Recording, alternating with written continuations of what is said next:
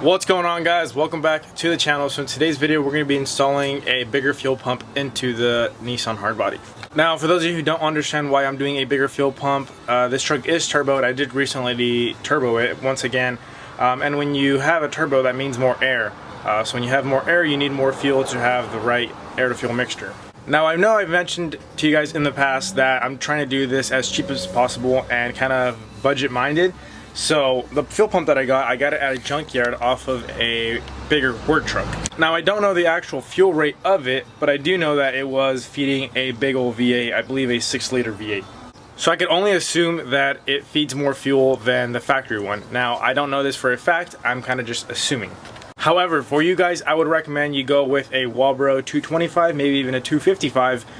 For one, being that they are the perfect aftermarket solution, and the best part is you know their feed rate from the factory, and they're only about $100 a pump, whereas I paid I believe 25 or 30 bucks. So it's a little bit more, but for a fuel pump being $100 and you get a 255 feed rate, it's not bad at all. Sorry about the wind noise, but for me it's actually pretty easy since I do have my gas tank in the rear. I know a bunch of people ask me questions as to why I have it in the rear, and the reason for that is just because I got tired of dragging it on the ground. So you can see the truck right here is extremely low.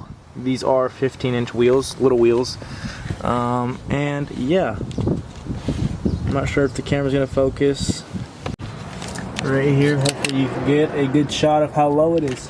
So yeah, so this truck is essentially laying frame static. Now I didn't want to scrape a hole through it, so I just decided to put it up here. Now as you can see, the bed is still not done. I haven't been really working on this truck in quite a while, but the plan was to do a fuel cell right there, cut a hole in the bed, sink it down a little, cover up the C-notch. But like I said, I haven't been driving the truck lately since I've been kind of putting all my focus into the car. But I've been needing to upgrade the fuel pump, and I have some time right now, so I'm going to do that real quick. And for those saying as to why I'm going on a budget, it's because I'm kind of really trying to focus on this motor setup right here. For those of you who don't know and haven't really been following along, I'm building a built KA24DE, forged internals from top to bottom. So this thing's going to be pretty rowdy, but it's also pretty expensive. So I'm not really trying to put too much money into the truck right now. I'm trying to just get it along and just get it by for the meantime. For the boost level that I'm running, which is about 8 pounds, I don't really need a lot. So I don't need a full standalone. I don't need a bunch of extra stuff. It's still somewhat safe. Now if I were to do 10 pounds, 12 pounds, 14 pounds, that's where you do need proper tuning, and you need the proper fuel pump, and you need to know exactly what you're running. And a standalone. I know I've gotten a couple questions in the past as to how I extended all this stuff, and it's pretty simple actually. So the harness right here being the wires, it's only 6 wires. So what I did is I essentially came right here, cut this, and I cut one wire individually, obviously that way I wouldn't lose it, because I believe they're 3 white and 3 different colors, a total of 4 different colors. But I extended them, I believe, like a 1.5 feet, and then I have the plug right down here. You guys can't see it, but I have the factory plug in there. So it's factory harness from all the way from the front to right about here to the plug. The plug is in the factory location, and I cut a little bit after the plug and extended it after the plug, and then I wrapped some loom in there, made it look OEM. So now if I ever want to unplug this, I just go to the factory location under the bed and unplug that, and I could pull the whole fuel pump assembly out if I wanted to. And the fuel lines, I did the same thing. I believe I got I don't know if it was 3.5 foot or 4 foot. I would recommend just getting 4 foot or even 4.5, and then cutting it to your size. That way you have more than enough. Remove the factory ones, put these on. I believe it's 3/16. I'll check right now. 5/16, my bad. Put those in its place, extended them all the way up here, and that's all it is. It's nothing fancy. And yes, I do have it with some ratchet straps right now, just so it's not falling around. Like I said, don't drive the truck that much. I've just driven it to local meets. Now if you're doing this and your truck is factory, there's 2 ways to go about it. The first being to remove the bed, or to take all the bolts off and lift the bed, that way you can get in there, which is kind of sketchy. I would just recommend taking the whole entire bed off. It's 6 bolts total, 2 plugs for the taillights, and that's it. Or you could drop it down under the truck. Hey Charlie. To remove the bed, because my truck has always been low and I don't have a way to raise it any more than about 1 foot or so. So in order to drop the tank, you need quite a bit of ground clearance underneath to be able to drop it out. So one thing to note is before you remove them all, make sure that you have it all clean, because when you get a bunch of dirt and debris in there, when you pull the cap off, that dirt could fall into the gas tank, which is no good.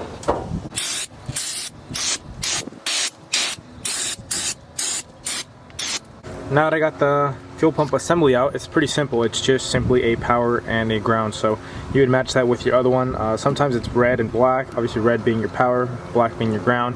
But sometimes it's black and gray. In this case, with my other fuel pump, it's black and gray. Could be black and yellow, could be different colors, but the black should always be the ground. Now in the past, I used butt connectors, so I had to do this kind of jank. But this time I'm going to be using these quick disconnects. So these will be a lot better than having some electrical tape in here. And while I'm at it, I'm also going to be replacing this fuel line to inline fuel line. So there is a difference from this fuel line that is out here to fuel line that is inside the fuel tank. So I'm just saying this from experience. I wouldn't recommend doing it like this. Try to avoid doing stuff like this. This is just what I did. For one, because I was ignorant and I was in a pinch and I needed the truck to move. Since this is a new fuel pump, it's just not big enough because this is the factory replacement. But stuff like this you don't want to do. You want to try to eliminate as many things as possible, because the fuel in there will literally eat up anything that is not meant to be in there. So for example, this started to peel off because all the abrasive had just gotten eaten away from the fuel, and obviously you can see this fuel line got all cracked and dry. So I wouldn't be surprised if this gives out sometime soon. Yeah, the fuel pump, you unplug it and it should slide straight down. You might struggle a little bit, but it should slide down. Put a new fuel line in there if you can. Like I said, it's not that expensive. It's about a couple cents for a little fuel line like that. Even if yours isn't bad like this, I would recommend upgrading it. I got the new fuel pump on there. I made sure to get the fuel line all the way down and seated properly, because I've had problems in the past where you think it's all the way down, but it's actually not, and with the fuel pressure and over time it starts to slip off, and then you obviously don't end up getting fuel to the motor, and then you get stranded. Don't ask me how I know. But yeah, so now we're just gonna add some of these quick disconnects to the harness coming off of the fuel pump, and then we're gonna go to the fuel pump assembly, and we should be good to throw it back into the gas tank. Alright, I got all the connectors with some heat shrink, that way if they do touch, they won't spark out or ground out. And the only reason I did that is because the connectors I have aren't insulated, so I had to insulate them myself. But if I had some insulated, I would rather use that. But that should do just fine. Now we could throw this back into the tank and see if she works. I got the fuel pump in. I just started it off camera just to make sure everything's good. And I turned it off real quick because the fuel pressure was super high. Yeah, I don't know exactly what the feed rate on these are, but I know for a fact that it's a lot more than the factory one. So I had my fuel pressure regulator set at 43 static PSI, which is just 43 PSI at idle. So I had it set at that, and I just simply threw in the fuel pump, didn't adjust anything, didn't do anything, went to start it, and it went to 80 PSI on the fuel pressure regulator. So I quickly turned it off. Now I'm going to adjust it back down to 43 static pressure, and then go from there. But yeah, just that right there tells me that it's pumping a lot more fuel than the factory one. And I know some people are going to say, why are you adjusting it down if you want more fuel? But this is just simply for the idle. So right now at idle, it should be at 43 PSI of fuel pressure, when right now it's getting 80. So obviously there's way too much fuel. So what you do with this is, essentially what this does is, the fuel goes into the fuel rail, and then whatever doesn't get used goes back into the fuel pressure regulator. So what it does is it kind of closes it, and when it closes, the fuel has nowhere to go, so it has to go through the motor. So what you do to lower the fuel pressure is you open it, in a sense, to let more fuel go and escape and go back to the return system, which goes into the fuel tank. So that's kind of how that works. Just a little brief overview. There it is, guys. She's out in the street now. So as you can see, she's running. She's good. I do have to mess with the AFRs a little bit still, just to be able to clean them up, but I still have to tune the piggyback. I still have to install the piggyback and tune that way I can get the AFRs right where I want them. But yeah, having the gas tank back here definitely helped me out, and it was pretty quick to swap out. If I ever need a bigger fuel pump or a smaller one, just pop it out through there, throw another one in, and we'll be good. So I guess that's a plus, the fact that it's like that. Now lately I haven't really been getting much work done on the Hardbody since I've been dealing with all my other projects.